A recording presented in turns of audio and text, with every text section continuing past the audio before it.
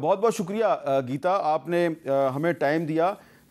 सबसे पहले मैं ये जो आपके एक्सटर्नल अफेयर्स के मिनिस्टर हैं डॉक्टर जयशंकर, इन्होंने ये जो एक ट्वीट किया है जाते जाते, departing from Islamabad, thanks prime minister Shahbaz Sharif, foreign minister Mohammad Ishaq Dar and the government of Pakistan for the hospitality and कर्टसीज़।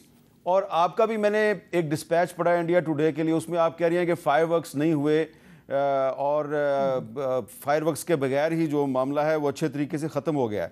आपका इस पे जो जयशंकर साहब ने जो ट्वीट किया है, बड़ी अच्छी ट्वीट है, बड़ा अच्छा मैसेज है, आपका इस पे क्या तबसरा है?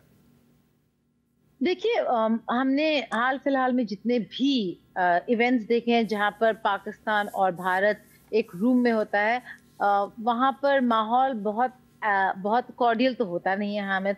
ये पहली बार है काफी अरसे बाद जब हम देख रहे हैं कि न केवल उनके आने से लेके जाने तक माहौल कॉर्डियल था। कुछ मीटिंग्स भी हुए, कुछ ऑन द साइडलाइंस भी हुए, और जो स्टेटमेंट दिए दोनों तरफ से, चाहे वो शहबाज शरीफ जो वजीर आजम है उनके तरफ से, या फिर हमारे विदेश मंत्री की तरफ से, वो स्टेटमेंट से ही पता चलता है कि टेम्परिंग डाउन जरूर हुआ है। फिर हमें खबर मिली कि नहीं, बस ये नहीं हुआ, लंच और वेटिंग रूम के दरमियान जो हॉलवेज हैं और लाउंजेस हैं, वहां पर भी जब लीडरशिप बात कर रही थी तो बातचीत हुई। शहबाज शरीफ साहब से बातचीत हुई, जयशंकर जी की। और उसके बाद लंच में आपके पास, जियो के पास विजुअल्स है हामिद, जहां पर इसहाक डार और जयशंकर साथ साथ बैठे नजर आ रहे हैं। तो ये केवल एक इनफॉर्मल चिट चैट जो पहले हमें लग रहा था वो नहीं है। चिट चैट से थोड़ा ज्यादा हुआ है। क्या हुआ है, क्या बातचीत हुई है, वो देखना जरूरी होगा और जानना जरूरी होगा। शायद आगाज है थोड़े बेहतर रिलेशंस के तरफ, लेकिन भारत का पॉलिसी और स्टैंड नहीं बदला है हामिद। अगर आप स्टेटमेंट देखें जयशंकर का आज के स्पीच में, दो बहुत इंपॉर्टेंट मुद्दे हैं। एससीओ की बड़ी बड़ी बातों के अलावा दो इंपॉर्टेंट मुद्दे हैं जिन पर उन्होंने स्ट्रेस किया। एक आतंकवाद पर, जहां पे उन्होंने अक्रॉस द बॉर्डर यानी कि क्रॉस बॉर्डर टेररिज्म का रेफरेंस दिया बिना पाकिस्तान के का नाम लेते हुए। दूसरा, उन्होंने सीपेक और बीआरआई की बात की बिना चीन और पाकिस्तान का नाम लेते हुए, जहां पे उन्होंने कहा कि भारत की टेरिटोरियल इंटेग्रिटी और सॉवरेंटी को रिस्पेक्ट करना चाहिए। तो बेसिक प्रेमाइस सेम है, लेकिन लेवल ऑफ एंगेजमेंट बदल गया है। तो क्या ये लेवल ऑफ एंगेजमेंट ऐसे कॉर्डियल ही रहेगा? एक और छोटी सी चीज before I toss back to you, हमने देखा है कि जो सरकारें हैं, सरकारों का भी बहुत असर होता है रिश्तों पर। जब जब इमरान खान की सरकार के दौरान काफी ज्यादा जो एक्रोमोनियस रिलेशनशिप था वो बढ़ गया था। फिर आपने कोalition में देखा, बिलावल भुट्टो थे फॉरेन मिनिस्टर, गोवा आए, लेकिन एक्सचेंज ऑफ वर्ड्स और वॉर ऑफ वर्ड्स तो इतने ज्यादा खराब थे कि वहां पे तो बिलावल भुट्टो जरदारी को ये मौका ही नहीं मिला कि वो ऐसा ट्वीट भी कर सके कि thank you for the hospitality and courtesy.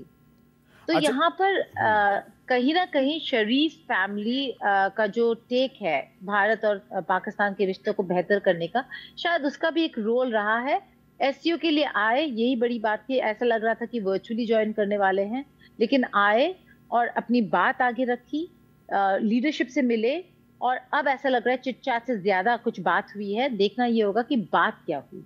अच्छा गीता, हमारे साथ प्राइम मिनिस्टर के एडवाइज़र फॉर भी मौजूद हैं, बैरिस्टर अकील मलिक साहब, जो कि मेंबर हैं पार्लियामेंट के भी। अकील मलिक साहब, आपने गीता की बात सुनी, आप का क्या ख्याल है कि जो डॉक्टर जयशंकर हैं उनका जो एटीट्यूड था वो बहुत मुनासिब रहा? उन्होंने फायरवर्क्स नहीं किए, अगर वो चाहते तो अपनी स्टेटमेंट में या अपनी स्पीच में कुछ थोड़ी सी ज़्यादा बातें भी कर सकते थे। आप उनको क्रेडिट देंगे या आपकी गवर्नमेंट की पॉलिसी थी कि इंडिया के साथ मामलात को बिगाड़ना नहीं है? बिस्मिल्लाहिर्रहमानिर्रहीम। मीर साहब बहुत बहुत शुक्रिया। हम आए हुए मेहमानों को भी वेलकम कहते हैं, और सबसे पहले मैं मुबारकबाद पेश करता हूँ वज़ीर आज़म शहबाज शरीफ साहब को, कि जिनकी काविशें थी और उनकी पूरी टीम की काविश थी, और इतनी ज़बरदस्त हाई लेवल इवेंट जो 27 साल बाद पाकिस्तान में हुई है एससीओ की, जो हमने होस्ट किया इतनी बड़ी कॉन्फ्रेंस को, तो उसके लिए मुबारकबाद के हकदार हैं। जहाँ पे आपने बात की कि जयशंकर साहब की, बिल्कुल देखिए वो आए हुए मेहमान थे, और फायरवर्क्स की अगर बात की जाए ज़्यादातर उनकी डिप्लोमेटिक पोस्टरिंग थी और सेलेक्टिव नैरेटिव उन्होंने, और बिलखसूस अगर यूनिलैटरल फोकस था टेररिज्म के ऊपर।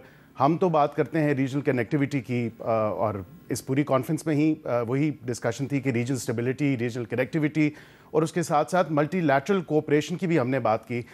लेकिन क्या ही बेहतर होता कि एक तरह से तो अच्छी खुशाइन बात है कि वो आए और डिस्कशंस हुई, एक कम से कम डायलॉग का दरवाज़ा खुला टू अ सर्टेन एक्सटेंट, और उन्होंने बिल्कुल अपनी हुकूमत का जो भी इनका मौक़िफ़ था वो उन्होंने पेश किया। लेकिन वो एक सिलेक्टिव था कि SCO के जो एक फोरम है या वो फोरा है, उसको देखते हुए वो पूरे रीजन की बात करता है, वो तमाम तर सेंट्रल, और उन्होंने बायलैटरल इश्यूज पे बात नहीं की। और बायलैटरल इश्यूज तो चले ऑन द साइडलाइंस डिस्कशंस हो सकती थी, लेकिन क्रिकेट पे बात की नहीं, मैं समझता हूँ एक कम से कम दरवाज़ा ज़रूर खुला है, और which is a step in the right direction कि हमें चाहिए कि अब गो कि उन्होंने अपना एक जो जियोपॉलिटिकल एजेंडा है उसको प्रमोट ज़रूर किया है। लेकिन हम क्योंकि बड़ा दिल भी रखते हैं और हम होस्ट भी थे, मेहमान भी थे इस तमाम तर चीज़ में, मेहमान नवाज। लेकिन जो उन्होंने बातें की है ना, टेररिज्म की बात की, सेपरेटिज्म की बात की, वो जो पिछले साल जो इंडिया में हुई थी SCO की कॉन्फ्रेंस, उसमें भी उसका भी जो जॉइंट डिक्लेरेशन था वो चीज़ें उसमें भी थी। लेकिन मैं गीता, क्योंकि आपने जाना है एक रिसेप्शन में, मैं आपसे जल्दी जल्दी ये पूछना चाहता हूँ कि जो जॉइंट डिक्लेरेशन आया है आज SCO का, उसके आखिर में पीपल टू पीपल डिप्लोमेसी का जिक्र है। उसमें इंडिया और पाकिस्तान को मेंशन नहीं किया, उन्होंने मेंशन किया है जी उज़्बेकिस्तान, किर्गिज़स्तान, ताजिकिस्तान, रशिया के वहाँ पे पीपल टू पीपल डिप्लोमेसी चल रही है। तो आपको लगता है कि ये पीपल टू पीपल डिप्लोमेसी जो है ये SCO के प्लेटफॉर्म से पाकिस्तान और इंडिया में भी शुरू होनी चाहिए या हो सकती है? देखिए, जो तवज्जो इंडिया और पाकिस्तान SCO को दे रहे हैं, उससे ऐसा लगता है कि, और जो जियोपॉलिटिक्स बदल रहा है, इस बदलते हुए जियोपॉलिटिक्स की वजह से आप देखेंगे कि SCO को इम्पोर्टेंस ज्यादा मिलेगा और SCO का इम्पोर्टेंस बढ़ता हुआ भी नजर आएगा। 2 वॉर्स हैं हामिद अभी, चाहे वो रशिया यूक्रेन वॉर हो या फिर इजराइल हमास वॉर हो, दोनों में जो ये ब्लॉक है इनका पोजीशन बहुत ही अलग है वेस्ट, अगर वेस्ट को देखें तो इसीलिए अगर आप चाहते हैं कि आप स्ट्रेटेजिक ऑटोनॉमी, जिसके बारे में भारत हमेशा बात करता रहता है कि हमें हक होना चाहिए कि हम डिसाइड करें हम किसके साथ दोस्ती करना चाहते हैं, हम किसके साथ बिजनेस करना चाहते हैं, हम किसके साथ ट्रेड करना चाहते हैं, अगर वो स्ट्रेटेजिक ऑटोनॉमी को बरकरार रखना चाहते हैं तो वो बस क्वाड का हिस्सा तो नहीं बन सकते, उनको SCO को भी उतना ही तवज्जो देना होगा। तो इस SCO को इम्पोर्टेंस देते हुए, और अगर आप पूछें कि जयशंकर यहाँ पर फिजिकली प्रेजेंट क्यों हैं, क्या ये बस एक बायलैटरल रीजन है कि पाकिस्तान और भारत के बीच चीजें इतनी बदल गई कि सडनली सब कुछ पॉजिटिव नजर आने लगा? ऐसा नहीं है। SCO का ही बहुत बड़ा और अहम रोल है इसमें। चीन और रूस का इस कमरे में होना, और उनका ये कहना, जब 2017 में पाकिस्तान और इंडिया न्यूएस्ट मेंबर्स बन रहे थे तो ये शर्त थी कि आप अपने बायलैटरल इश्यूज की वजह से SCO को डिरेल नहीं कर सकते हैं। तो कहीं ना कहीं ये दोनों के जहन में है, और इसीलिए जब वो यहाँ पे आते हैं तो लगता है कि SCO के तहत बहुत कुछ और बहुत सारे कोऑपरेटिव प्रोग्राम्स और प्रोजेक्ट्स होने वाले हैं, जैसे बाकी मल्टीलैटरल्स में होते हैं, जिसमें पाकिस्तान और भारत को शामिल होना होगा और शामिल होंगे भी। बस इतना होना चाहिए कि अपने नेशनल इंटरेस्ट को वो कॉम्प्रोमाइज नहीं करने वाले, और ये शायद चीन और रूस भी समझते हैं। बहुत बहुत शुक्रिया गीता मोहन साहब, हमसे बात किया टुडे की एग्जीक्यूटिव एडिटर।